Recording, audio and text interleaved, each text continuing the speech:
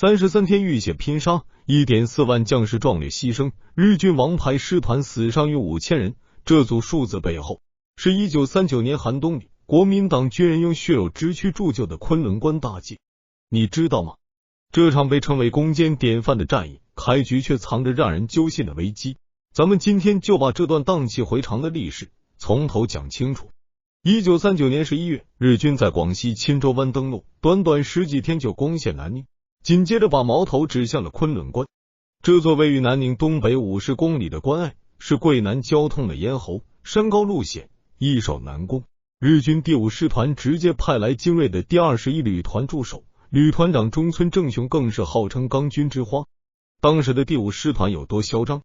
他们是日军最早的机械化师团之一，从平型关到台儿庄，一路烧杀抢掠，从未遭遇过致命打击。拿下昆仑关后，日军在关隘两侧修建了密密麻麻的碉堡、战壕，轻重机枪交叉布防，还埋了大量地雷，就像在通往南宁的路上架起了一把锋利的钢刀。国民政府急调杜聿明率领的第5军出征，这支部队可是当时唯一的机械化军，家底有多厚？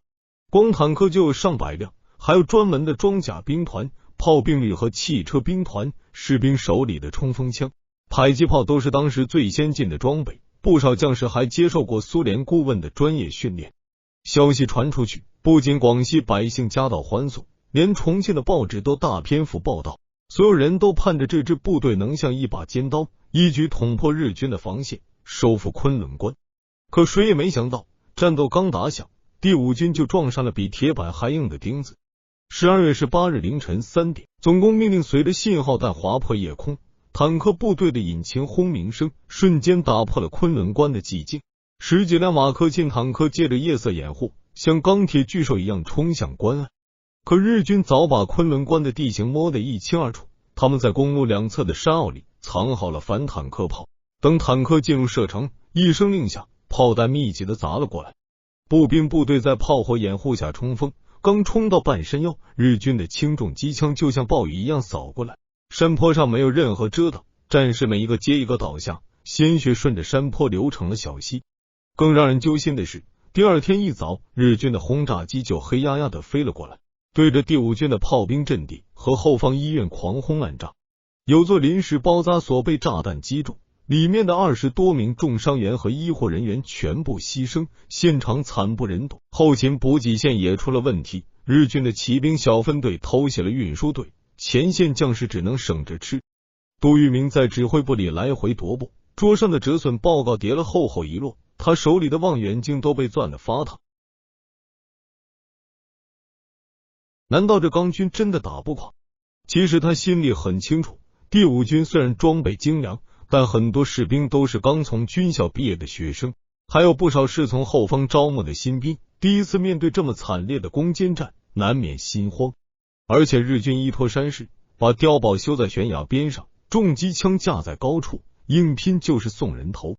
必须换个打法，可突破口在哪？就在指挥部陷入沉默的时候，侦察兵气喘吁吁的跑了进来，带来一个关键消息：日军的弹药、粮食甚至伤员都要靠汽车从南宁运过来，运输线要经过3塘、5塘这一段狭长的公路，两边都是密林，特别适合打伏击。更重要的是，日军觉得第5军被正面战场牵制，根本没精力顾及后勤，所以运输队的护卫兵力很少。杜聿明眼前一亮，猛地一拍桌子，就打他们的补给线。他立刻调整战术，把部队分成3部分，一部分由郑洞国率领，继续在正面佯攻，牵制日军主力；另一部分由邱清泉带领，悄悄绕到日军后方，专攻运输线。剩下的精锐组成敢死队，专门在夜里摸日军的碉堡，打冷枪、扔炸弹，让他们睡不好觉，慢慢消耗体力。这个围点打援、断粮困敌的战术，一下子就把被动局面扭转了过来。这个战术很快就见效了。先说夜袭队，战士们都是从各部队挑出来的好手，每人带一把大刀、4枚手榴弹和1包炸药，白天趴在草丛里不动，晚上借着月光摸向日军碉堡。有一次，一个叫李二柱的战士为了靠近一个建在山顶的碉堡，顺着悬崖峭壁爬了上去，中途被日军的探照灯照到，他干脆一动不动挂在藤蔓上，等灯光一开后继续爬。到了碉堡门口，他猛地拉开炸药包引线，塞进射击孔，自己翻身滚下山坡，碉堡瞬间被炸的，里面的5个日军全被埋了。负责切断补给线的邱清泉部更狠，他们一下子烧毁了18辆日军卡车，缴获了20多箱炮弹和500多袋大米，还有不少罐头和药品。这些物资刚好解了前线的燃眉之急。昆仑关里的日军彻底慌了，弹药越打越少，粮食也快吃光了。有士兵开始偷偷下山找吃的，结果被第5军的哨兵抓捕。日军旅团长中村正雄急得满嘴燎泡，他在无线电里向南宁的师团部求救，可师团部说增援部队还在集结，让他再撑几天。中村正雄没办法，只能亲自带着300多名精锐突围，想打通补给线。可他没想到，邱清泉早就料到他会来这一手，在他必经的6塘公路设下了埋伏。当中村正雄的部队走进山谷，两边的山坡上突然响起冲锋号，机枪、步枪、迫击炮一起开火，日军被打得晕头转向。中村正雄穿着少将制服，目标特别明显，很快就被一名神枪手盯上，子弹击中了他的腹部。日军士兵想把他抬走，结果又被密集的子弹打倒，最后只能丢下几具残骸，狼狈的退回昆仑关。没了指挥官，又断了补给，昆仑关的日军彻底成了困守，有的士兵甚至开始互相争抢食物，往日的刚军威严荡然无存。可就在胜利曙光越来越亮的时候，坏消息又传来了，日军第18师团的一个连队带着坦克和重炮从广州赶来增援，已经打到了5塘，离昆仑关只有10几公里。他们的目标很明确，就是从侧面猛攻第5军的阵地，给昆仑关的日军解围。这下第5军彻底腹背受敌，正面是困兽犹斗的日军，侧面是装备精良的增援部队。杜聿明接到报告后，沉默了足足5分钟，然后拿起电话，一字一句的对各部队指挥官说：现在是生死关头，退无可退，预备队全部拉上去，邱清泉部留下一小部分守补给线，主力回援侧面，郑洞国部加大正面攻势，就算把第5军拼光，也要在增援日军赶到前拿下昆仑关。电话那头，所有指挥官都喊出了同一个字：是。将士们的斗志彻底被点燃了，没有人退缩，没有人叫过。班长潘天岩在冲锋的时候，被日军的掷弹筒击中胳膊，骨头都露了出来，不让卫生院包扎，用另一只手端着冲锋枪继续扫射，直到把眼前的几个日军打倒，才倒在战壕里昏过去。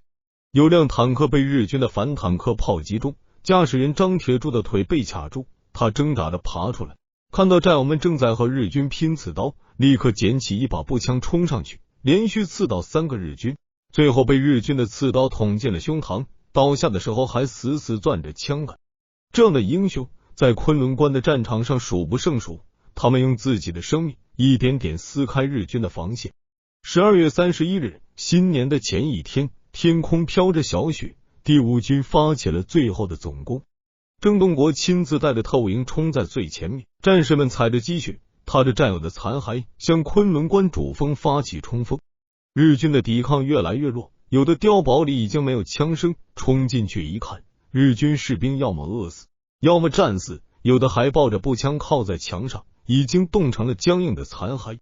中午12点，当一名叫杨民的战士把一面染满鲜血的旗帜插上昆仑关主峰的碉堡时，整个战场瞬间安静了下来，紧接着震耳欲聋的欢呼声传遍了山谷。很多战士坐在雪地里，笑着笑着就哭了。他们想起了一起出发的战友，想起了牺牲的兄弟，那些年轻的面孔永远留在了这座关隘上。杜聿明登上主峰，看着脚下的战场，到处都是坦克的残骸、断裂的枪支和战士们的遗体。他摘下军帽，对着山谷深深鞠了一躬，眼泪顺着脸颊流了下来。这场历时33天的战役，第5军付出了 1.4 万将士牺牲的代价，平均每收复1米土地就要倒下3名战士。但我们赢了，彻底歼灭了日军第21旅团的主力，打死打伤日军5600多人。旅团长中村正雄也在绝望中死去，他的残骸被日军士兵偷偷埋在山坡上，后来被第5军战士发现。在他的日记本里，除了军事部署，还有这样一段被泪水打湿的文字：我从未见过如此顽强的军队，他们没有食物，没有充足的弹药，却能在零下的严寒里发起冲锋，他们的勇气让我感到恐惧。这场战争我们或许赢不了。这句话成了日军钢军不可战胜神话破灭的最好证明。昆仑关战役的胜利不仅收复了战略要地，更提振了全国人民的抗日信心。在那个国家危亡的年代，正是这些像第五军将士一样的英雄，用自己的生命挡住了日军的铁蹄。他们没有先进的装备，没有充足的补给，有的只是保家卫国的决心和勇气。再想想看，在整个抗日战争中，还有无数像昆仑关战役这样的惨烈战斗，还有无数像第五军将士这样的英雄。他们用血肉之躯筑起了长城，用坚定信念撑起了希望。正是因为有了他们，我们才能迎来最终的胜利，才能拥有今天的和平生活。